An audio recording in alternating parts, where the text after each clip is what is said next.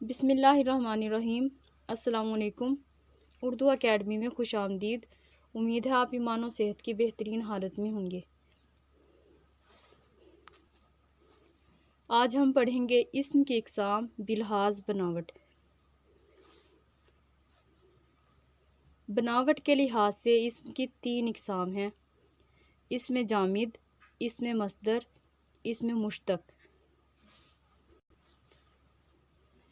اسم جامد، جامد کے معنی ہے جمع ہوا، ٹھوس، بے جان، بے حس، غیر متحرک۔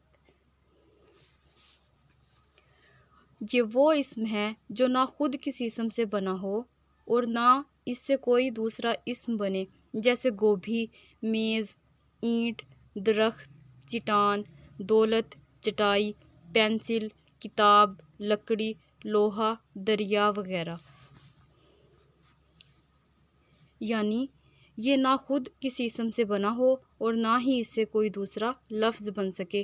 اسم جامد کی عام پہچان یہ ہوگی کہ اشیاء کے نام یعنی ٹھوس اشیاء کے نام اسم جامد ہوتے ہیں۔ ہم اس کی پہچان اس طرح بھی کر سکتے ہیں کہ ان لفظوں سے کوئی دوسرا لفظ نہیں بنا سکتے۔ ان الفاظ کی جمع تو بن سکتی ہے پر نیا لفظ نہیں بن سکتا، جیسے اینٹ۔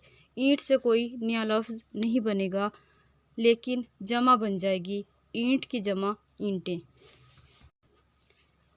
اسی طرح دولت، پینسل، درخت، میز، لکڑی، گوبھی سے ہم مزید نئے الفاظ نہیں بنا سکتے، لہٰذا اسم جامد وہ اسم ہے جس سے کوئی دوسرا لفظ نہ بنے اور جو نہ خود کسی اسم، لفظ یا کلمے سے بنا ہو۔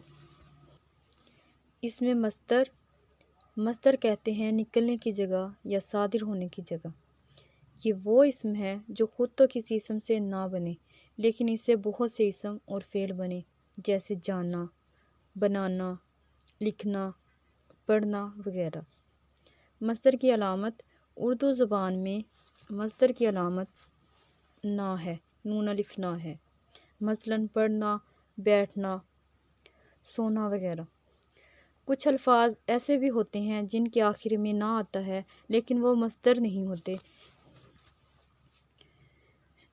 جیسے نانا، سونا، گنا، چونا، بچھونا وغیرہ۔ مصدر میں زمانہ اور وقت معین نہیں ہوتا، یہ زمانے کے تعلق کے بغیر ہوتا ہے۔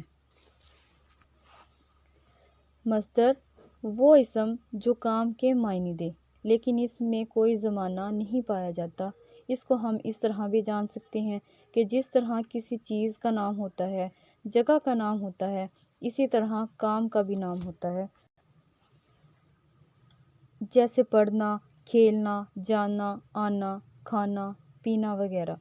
مصدر کام کے نام کو کہتے ہیں، مصدر کام کے نام کو کہتے ہیں لیکن اس میں کوئی زمانہ نہیں پایا جاتا، جیسے پڑھنا، اس میں پتہ نہیں چلا کہ کب پڑھا، ماضی میں پڑھا، حال میں یا مستقبل میں پڑھا۔ مصدر میں کام کا نام تو ہے لیکن یہ پتہ نہیں چلتا کہ کون سے زمانے میں کام ہوا۔ اس سے ہم مقررہ قاعدوں سے اسم اور فعل بنا سکتے ہیں۔ مصدر کی علامت نا ہے لیکن اس کا مطلب یہ نہیں کہ جن الفاظ کے آخر میں نا آتا ہے وہ سب کے سب مصدر ہوں گے، جیسے گنا، گنا جو ہے وہ مصدر نہیں ہے، یہ چیز کا نام ہے۔ سونا، سونا جو ہے وہ دھات کا نام ہے، یہ مصدر نہیں ہے۔ یہ مصدر اس لیے نہیں ہے، یہ کام نہیں ہے۔ مصدر کی جو اصل پہچان ہے وہ یہ ہے کہ کام کے نام کو مصدر کہتے ہیں۔ اسی طرح بچھونا، چوننا، تانا، بانا وغیرہ مصدر نہیں ہے کیونکہ یہ کام نہیں ہے۔ وہ لفظ جس سے ہمیں کسی کام کا علم ہو اور اس کے آخر میں نہ ہو تو وہ مصدر ہے۔ مصدر کی ڈیفینیشن کہ وہ لفظ جس سے ہمیں کسی کام کا علم ہو، اس کے آخر میں نہ آتا ہو، وہ مصدر ہے، جیسے کھانا، پینا، پڑھنا، دوڑنا، آنا، جانا، کھیلنا، سینا، پرونا، لکھنا وغیرہ۔ اس میں مشتق، مشتق کے معنی ہے اخذ کیا ہوا، نکلا ہوا۔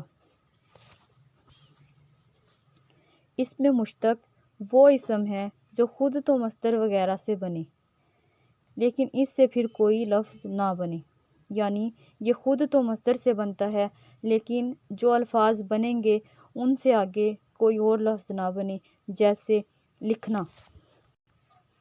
لکھنا جو ہے وہ مصدر ہے، لکھنا سے لکھائی نیا لفظ بن گیا، لکھنا سے لکھنے والا، لکھنے والی، لکھا ہوا، لکھتا ہے۔ یہ تمام الفاظ مصدر سے بنے ہیں لیکن ان سے آگے کوئی نیا لفظ نہیں بنے گا، جیسے پڑھنا، پڑھنا سے پڑھنے والا،